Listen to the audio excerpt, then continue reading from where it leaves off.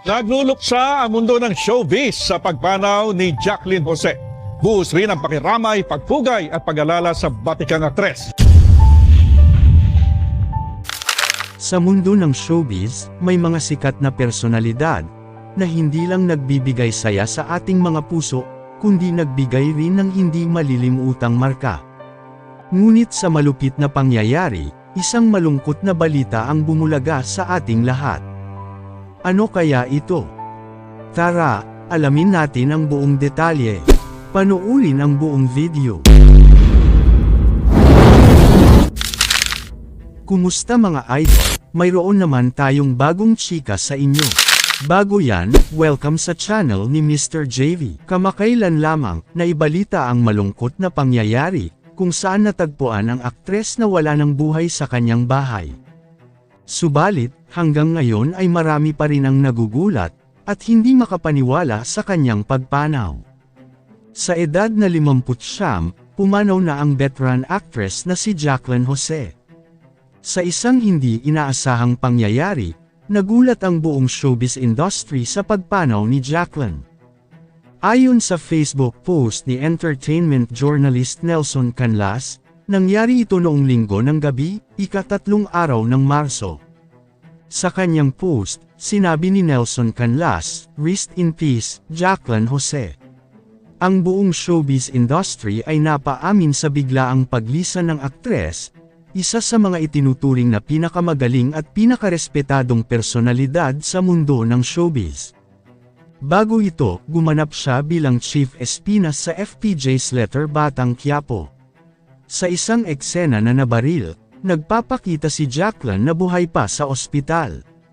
Ngunit, kagabi lamang, March 3, 2024, iniulat ng TPL Entertainment ang kanyang untimely passing. Ayon sa initial investigation ng Scene of the Crime Operatives o SOCO, nakatukoy na sila sa posibleng sanhi ng pagkamatay ni Jacqueline Jose. Sa impormasyong nakalap natin, mukhang ang naging dahilan ay isang heart attack. Base sa mga ulat, nasa kanyang tahanan si Jacqueline Jose nang mangyari ang heart attack.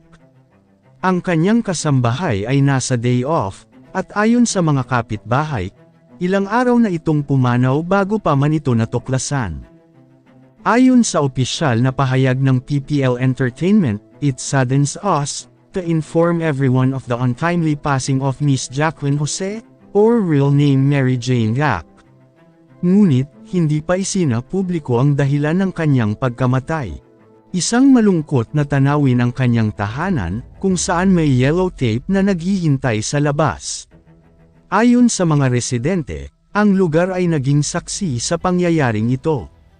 Naglabas din ng opisyal na pahayag ang talent management ni Jacqueline Jose, ang TPL Entertainment, tungkol sa nangyaring trahedya. Sinabi nilang naruroon sila upang suportahan ang pamilya ng aktres sa oras ng kanilang pagdadalamhati. Agad namang nagparamdam ang online na pakikiramay at pagkalungkot mula sa mga fans at mga manunood ng Filipino movies. Ang biglaang pagpanaw ni Jacqueline Jose ay talaga namang iniwan ang malaking bakas sa puso ng sambayanan. Hindi may kakaila ang mahusay na karera ni Jacqueline Jose sa showbiz. Isa siyang napakagaling na aktres na nagtagumpay sa maraming proyekto. Kaya naman, sa gitna ng lungkot, nagbibigay galang tayo sa kanyang mga nagawa at naging inspirasyon sa industriya. Sa kanyang mahabang karera, sumiklab ang kanyang bituin sa mga pelikulang Private Show, 1985, White Slavery, 1985, Itanong Mo sa Buwan, 1988, Machete 2, 1994, Sarongbanggi, 2005, at Mar Osa, 2016. Sa telebisyon, nakilala siya sa mga serye tulad ng The Legal Wife, 2014, Maalaala Mo Kaya, at FPJ, Ang Probinsyano. Ang kanyang pagganap sa Mar Osa, na idinirek ni Brillante Mendoza, ay nagdala sa kanya ng Best Actress Award sa Cannes Festival. Isang karangalan na nagpapatunay sa kanyang kahusayan sa kanyang pag-arte. Sa kabila ng biglaang pagpanaw ni Jacqueline Jose, mananatili siyang buhay sa ating alaala. Salamat sa mga magagandang alaala at inspirasyon na iniwan mo sa industriya ng showbiz. Sa kabila ng lahat, marami ang nagtatanong kung may foul play ba sa likod ng kanyang pagpanaw. Bagamat wala pang opisyal na pahayag hinggil dito, patuloy pa rin ang investigasyon. Sa kabila ng malungkot na pangyayari, wala pang opisyal na pahayag ang pamilya ni Jacqueline Jose. Ang kanyang bahay sa Loyola Grand Villas, Quezon City, ay naging saksi sa hindi malilimutang pangyayari. Ang kahilanang ng kanyang pagpanaw ay nananatiling misteryo. Sa ngayon, ang buong industriya at sambayanan ay naghihintay ng anumang pahayag mula sa kanyang pamilya. Sa mahabang panahon ng kanyang karera, si Jacqueline Jose ay hindi lamang kilala sa Pilipinas, kundi sa buong mundo. Nakamit niya ang 5 Gawad Urian, 2 Luna Awards, 1 FAMAS Award, at 1 nominasyon para sa Asian Film Awards. Hindi lang sa lokal kundi pati sa international scene.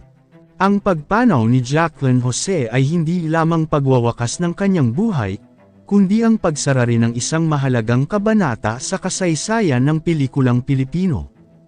Ang kanyang husay at dedikasyon sa pag-arte ay naging inspirasyon sa marami, at ang mga obra niya ay patuloy na magsisilbing alaala ng isang nagbigay buhay sa mga karakter na kanyang ginampanan. Sa pagpanaw ni Jacqueline Jose, iniwan niya ang kanyang mga anak na sina Andy Eigenman at Gwen Man.